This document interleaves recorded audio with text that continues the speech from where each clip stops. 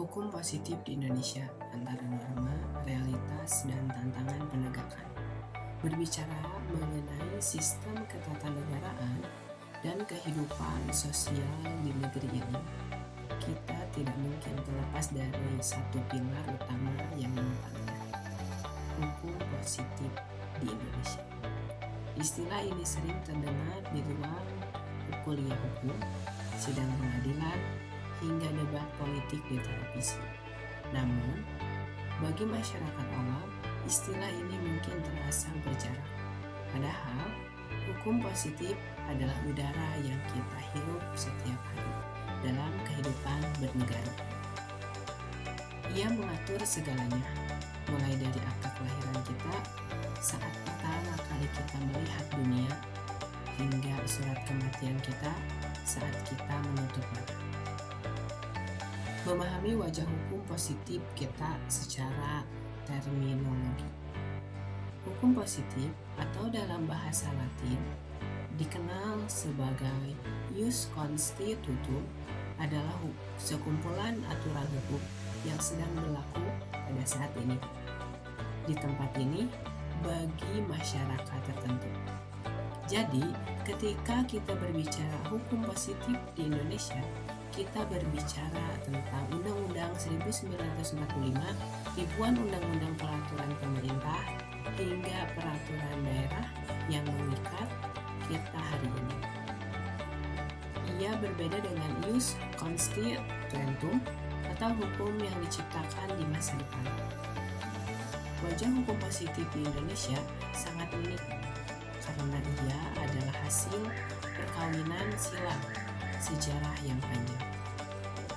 Jika dibedah, hukum positif kita tidak murni berdiri sendiri. Ia memiliki DNA hukum kolonial Belanda, civil law system, yang sangat kental dengan kodifikasi atau aturan tertulis. Namun, di sela-sela aturan tertulis itu, mengalir pula darah hukum adat yang hidup di masyarakat lokal, serta hukum Islam yang mempengaruhi aspek-aspek privat seperti perkawinan dan waris bagi umat muslim. Kompleksitas inilah yang membuat hukum positif di Indonesia menjadi menarik sekaligus rumit. Kita adalah negara yang menetapkan hukum tertulis sebagai panglima sesuai pasal 1 ayat 3 Undang-Undang 1945. Negara Indonesia adalah negara hukum. Namun, pada praktiknya seringkali berbenturan dengan norma tertulis yang hidup di masyarakat. Struktur dan hierarki, tulang punggung hukum positif. Agar hukum positif tidak menjadi hutan belantara yang membingungkan, Indonesia memiliki sistem hierarki yang ketat.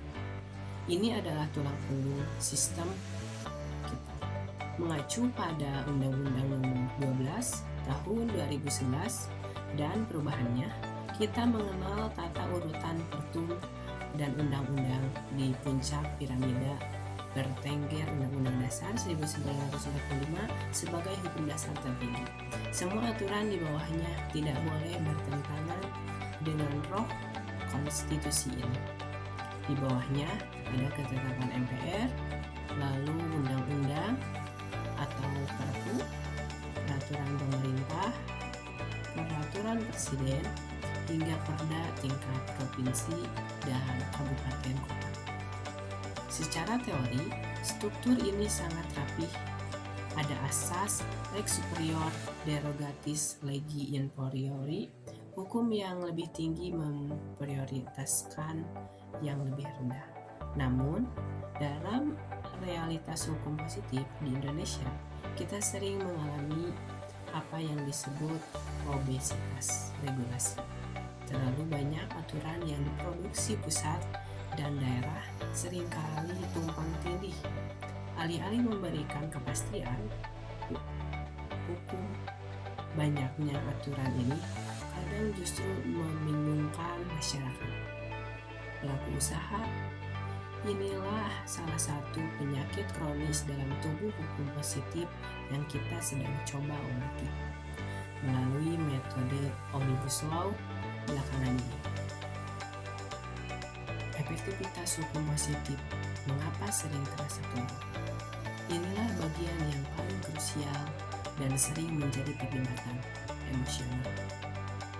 Jika hukum positif di Indonesia sudah tertulis rapih, memiliki hierarki yang jelas, dan lembaga penegakannya yang lengkap, seperti polisi, jaksa, hakim, mengapa rasanya keadilan sering kali absen? Mengapa adigium tajam ke bawah, tumpul ke atas, begitu melekat di benak rakyat? Untuk menjawab ini secara objektif dan manusiawi, kita tidak bisa hanya menyalahkan undang-undangnya. Kita perlu membedah anatomi masalahnya menggunakan pisau analisis sosiologi hukum, khususnya teori efektivitas hukum. Yang pertama, masalah pada substansi hukum, legal substansi. Hukum positif, kita tidak selalu sempurna. Ada kalanya undang-undang dibuat tergesa-gesa karena kepentingan politik sesaat, sehingga melahirkan pasal-pasal karet atau multitafsir. Ketika aturan hukum ini sendiri ambigu, ia menjadi celah yang bisa dimainkan. Hukum yang baik harusnya jernih, tegas, dan mencerminkan nilai-nilai keadilan masyarakat, bukan hanya keinginan penguasa. Yang kedua, kualitas struktur hukum, legal struktur. Struktur ini bicara tentang aparat penegak hukum. Hukum positif di Indonesia sering bergantung pada tangan yang menjalankannya. Sebagus apapun KUHP atau Undang-Undang Tipikor yang kita miliki, jika melintas aparatnya masih koruptif, maka hukum positif lumpuh. Kita harus mengakui dengan jujur, tantangan terbesar hukum positif di Indonesia adalah integritas.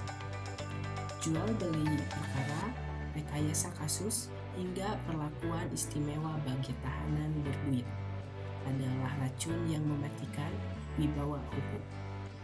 Masyarakat menjadi skeptis apakah hukum positif ini alat peradilan atau sekedar komoditas industri hukum.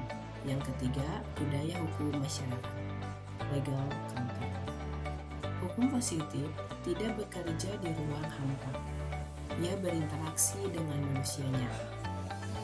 Efektivitas hukum sangat dipengaruhi oleh budaya hukum masyarakat. Di Indonesia, kesadaran hukum sering kali masih terbatas, sebatas peraturan karena takut, bukan takut karena sadar. Contoh sederhananya, pengendara motor berhenti di lampu merah sering kali bukan karena sadar keselamatan atau menghormati undang-undang lalu lintas, tetapi karena ada pos polisi di perempatan. Ketika pengawasan hilang, pelanggaran sering terjadi. Selain itu, budaya jalan pintas, menyuap saat ditilang atau mengurus izin juga menjadi faktor yang melemahkan sistem hukum positif kita dari sisi masyarakat. Kita sering mengeluh hukum tidak tegak, padahal kita sendiri sering mencoba menawar hukum tersebut. Fenomena hukum di era digital, viral justice. Wajah hukum positif di Indonesia kini menghadapi tantangan baru di era media sosial. Muncul fenomena di mana penegakan hukum seolah-olah bergantung pada viralitas sebuah kasus. Istilah no viral, no justice menjadi kritik pedas dari netizen. Secara formal, hukum positif mewajibkan aparat memproses setiap laporan tanpa pandang bulu, asas equality before the law. Namun, pada realitasnya, Tekanan publik melalui media sosial seringkali menjadi bensin yang mempercepat mesin birokrasi hukum yang macet. Hal ini menunjukkan ada yang tersumbat dalam saluran komunikasi hukum positif kita. Masyarakat merasa jalur formal berbelit dan lambat, sehingga mereka memilih mencari pengadilan alternatif di media sosial. Ini adalah sinyal bahaya. Jika hukum positif hanya bekerja cepat saat disorot kamera, berarti sistem tersebut belum bekerja secara sistematik, melainkan reflektif. Menatap masa depan hukum positif Indonesia. Lantas, apakah kita harus pesimis? Tentu tidak. Memahami kekurangan adalah langkah awal perbaikan. Hukum positif di Indonesia adalah entitas yang dinamis. Ia bisa dan harus terus diperbaiki. Ada beberapa langkah fundamental yang perlu menjadi renungan bersama untuk menyelamatkan hukum positif kita. Yang pertama, pembersihan di hulu legislasi. Proses pembuatan undang-undang harus lebih partisipatif dan mendengarkan suara publik.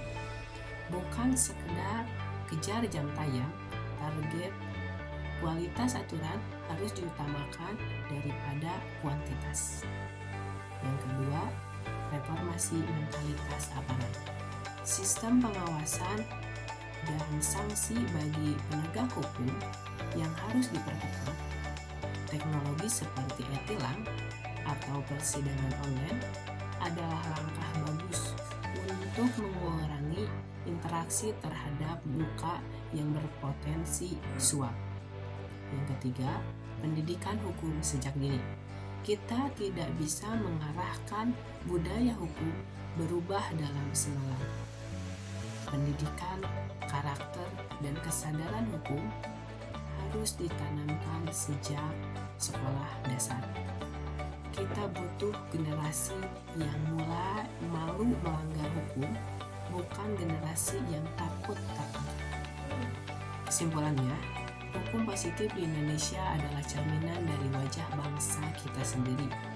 Ia merefleksikan kita, siapa kita, bagaimana sejarah kita, dan bagaimana kita mengatur konflik di antara kita. Saat ini, cermin itu mungkin terlihat retak atau buram di beberapa sisi. Ada ketimpangan antara teks yang agung dalam undang-undang dan realitas yang pahit di lapangan. Namun, hukum positif adalah satu-satunya alat yang kita miliki untuk menjaga peradaban ini agar tidak jatuh pada hukum rimba. Memperbaiki hukum positif di Indonesia bukan hanya tugas hakim di pengadilan atau anggota DPR di Senayan. Ia adalah tugas kolektif setiap kali kita menolak memberi suap, setiap kali antri dengan tertib, dan setiap kali kita menghormati hak orang lain. Kita sedang merawat hukum positif di negara ini agar tetap tegak dan bermartabat. Perjalanan menuju negara hukum yang ideal memang masih jauh dan melelahkan. Namun, itu adalah jalan yang harus kita tempuh dengan optimisme yang rasional.